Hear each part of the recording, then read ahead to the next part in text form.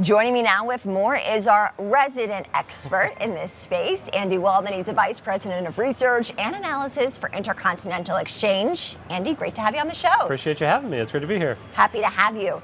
Well, as today's Fixed Income Forum gets underway, what topics are top of mind for you in this space? Yeah, we're really going to look at the intersection between climate and the mortgage and housing markets. We'll talk about how that impacts collateral risk and credit risk in the market. We'll talk about some of those variable costs of home ownership that a lot of folks don't think about. For example, property insurance is up 52% over the last few years. We've seen increases in the cost to heat and cool homes across the country because of variable climate change as well. And so we're going to dissect all of those different things in a discussion today. I think as people are looking at their budgets, especially as we head toward the end of the year, families start setting goals for 2025, obviously taking into account those variable costs when it comes to owning a home are very important. How has this impacted the overall cost by factors like insurance and taxes? Yeah, and when you look at that variable cost of home ownership, it's easy to look at the mortgage market and say, hey, 94% of homes in the U.S. have fixed interest rates, right? But when you really dissect the principal, interest, tax, and insurance components, that mortgage payment that you make every month, 1/3 of that expense for the average homeowner comes from taxes and insurance. Variable costs that we hope will come down over time, but they don't tend to do that. They tend to go up, right? And so when you look at property insurance rising by 52%, that can have a meaningful impact for homeowners and create pressures on folks, especially for folks that live on a fixed income, or some of your folks that have bought in 2022 or 23 and 24 that have bought at higher home valuations, stretch themselves to get into the home in the first place. When you start to see some pressure on those variable costs, it can create some credit risk for those homeowners and credit risk in the fixed income space as well.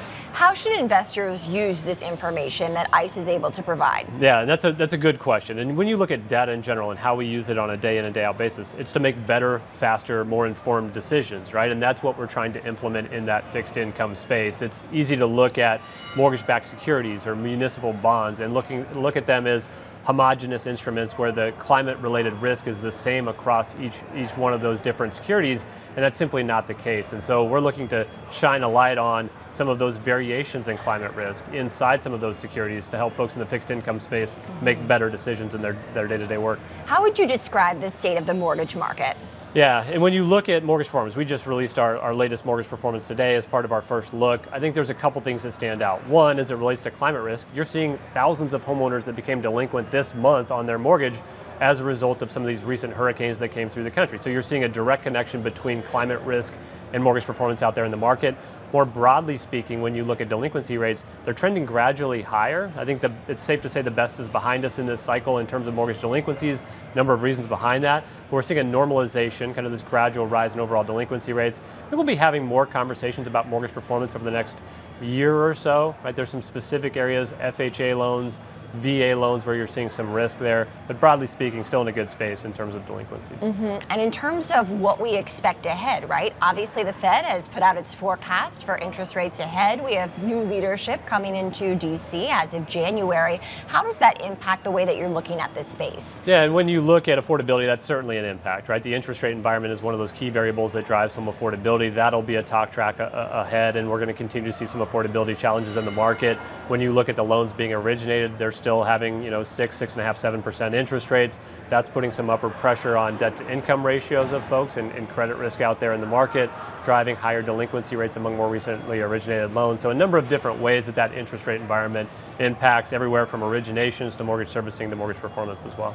I'd be interested to hear, Andy, more about what's on tap at today's Fixed Income Forum, specifically the conversation that you are going to be having on stage. Yeah, absolutely. And we're going to be digging into a lot of the climate aspects that we talked about already. I'll be on there with Larry Lawrence. He runs our climate team. He's got a vast array of climate-related data. It'll be an engaging conversation about exactly the things that we're talking about here, right? Climate impact on the mortgage and housing market, and the way that folks in the fixed income space can utilize that data to make better decisions.